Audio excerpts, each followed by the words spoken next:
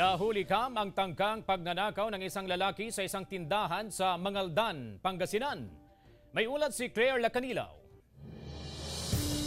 Sa CCTV footage, makikita ang isang lalaki na umakyat sa isang tindahan sa bahagi ng Barangay Anolid, Mangaldan, Pangasinan. Makikita rin ang lalaki na pumunta sa likurang bahagi ng tindahan. Sinipat pa ng lalaki ang loob ng tindahan at kung paano makapasok. Dahan-dahang inilagay ang upuan sa harapan ng tindahan, saka pinatay ang ilaw upang hindi mahalata ang kanyang ginagawa. Pasilip-silip ang lalaki sa loob ng tindahan. Sinubukang sungkitin at distrongkahin ang padlock. Humanap pa ng ibang paraan upang sirain ang gate ng tindahan.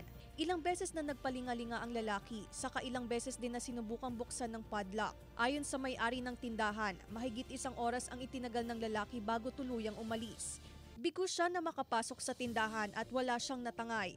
Yung after ng incident, ma'am, nang nakita ko, yun, tinawag ko sa mga barangay tanod, hindi naman daw nila kilala. So, ibig sabihin, baka hindi po siya taga dito.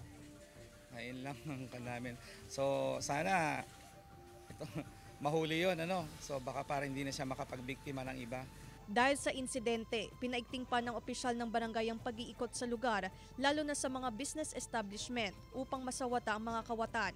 Kasama si Henry Domincil, Claire Lacanilaw, 1 North Central Luzon.